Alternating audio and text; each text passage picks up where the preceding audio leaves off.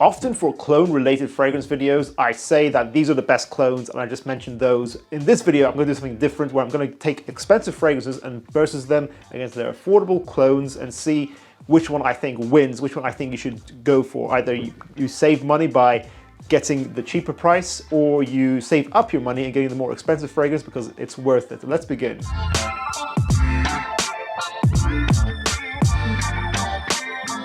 First of all, Parfum Layton. Classic, great beginner niche fragrance.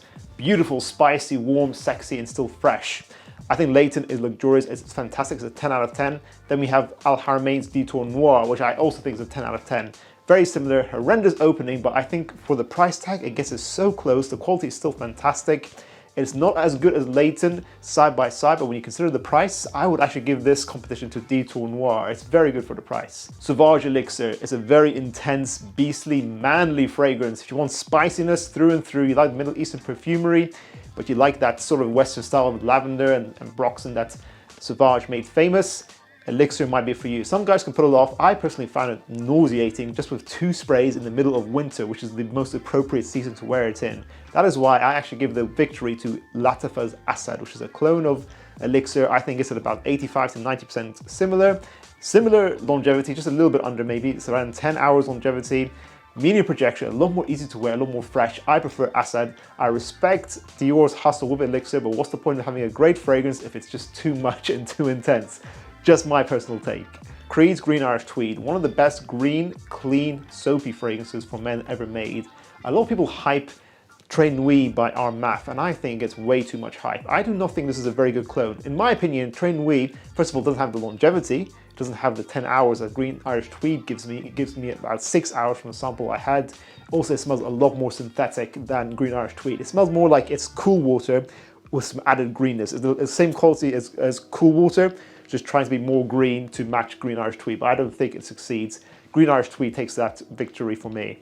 Gaultier versus 9 PM Afnan, the clone of Ultra Male. Ultra Male is already quite a cheap fragrance, mid-range price tag, and then we have an even cheaper fragrance with 9 PM. You think surely it's something that's just going to be too cheap at a certain point. 9 PM is not going to be good, it's going to smell too synthetic, but no, I think it smells very good, similar quality to Ultra Male's iconic, very sweet bubblegum DNA, but 9 PM makes it a more wearable DNA through being more fresh. I actually prefer 9 PM because it has similar quality, similar longevity, great wearability, better wearability, and it's a better price. So I give the victory to 9 PM. That's the version between the two that I would wear.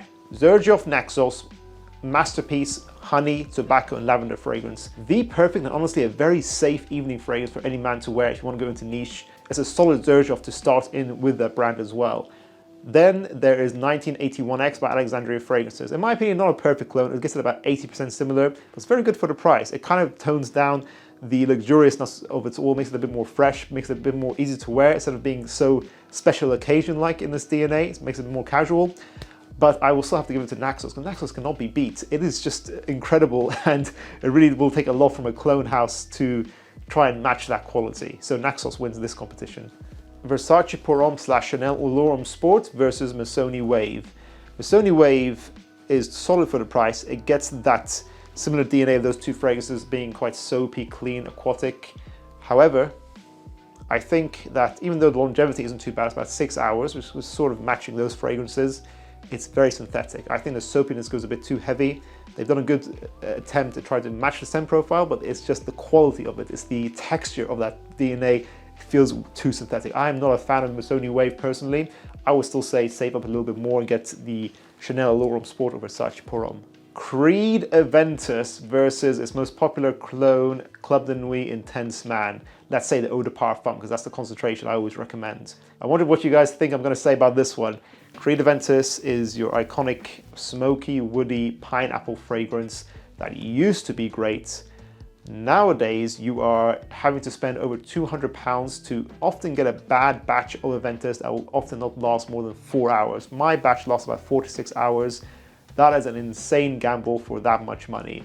That is why I cannot recommend Creed Aventus anymore. If you want a clone that has longevity, you go for Club de Nuit Intense Man Eau de Parfum.